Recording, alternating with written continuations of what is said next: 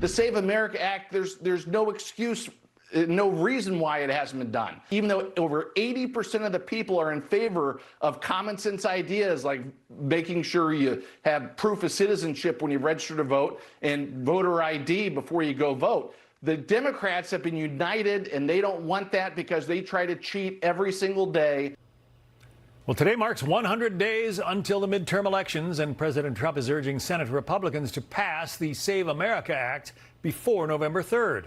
The president posting this on Truth Social last night. The all Republican senators terminate the filibuster, which the Democrats, his word, will do as soon as they get the chance and pass the Save America Act and everything else, including the budget and upcoming debt ceiling. Do it now before it is too late, President DJT. But some senators say it's not that easy. Here's Wisconsin Republican Ron Johnson. I'm fully supportive of it. In order to get the full Save America Act, we'd have to end the filibuster. I don't think we have the votes for that right now. If we use reconciliation, I think we go a long way toward doing things like election integrity.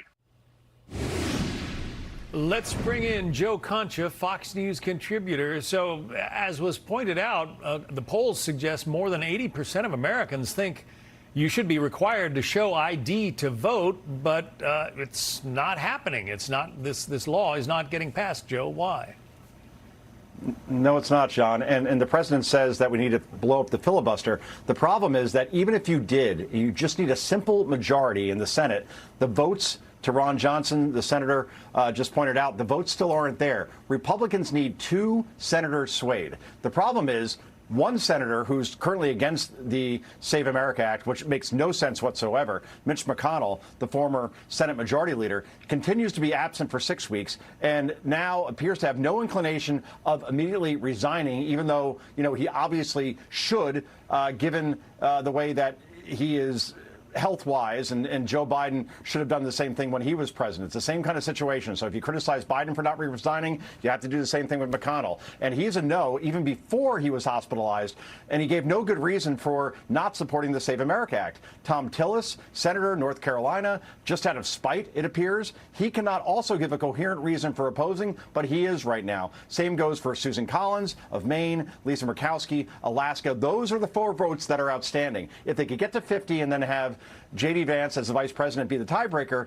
that's fine. So most Republicans are behind this. All Democrats are against it. And the problem is that you just don't know if McConnell or Tillis or Collins or Murkowski can be swayed. So in the end, John, Democrats just have to have an okay night to take back the House. And if the Save America Act can't be passed, despite having the Congress, the Senate, and the White House, that's going to depress turnout for Republicans who want this, voters do, more than anything. And not just Republican voters, Democrat voters, independent voters, the majority there as well want voter ID, but yet it can't pass because of 4 senators on the Republican side who still can't give any good reason why they're against this bill. But if it doesn't pass, Republicans are going to have a very bad night when it comes to the midterms in November. That we do know. Steve Scalise is right now the House Majority Leader.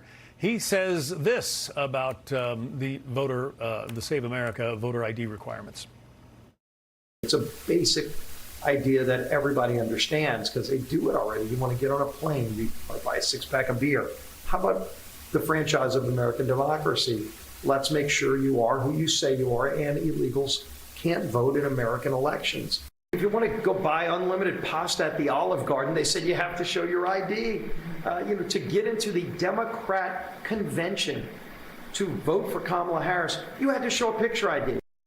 So those are some of the ironies of the current situation. You don't have to show ID in federal elections.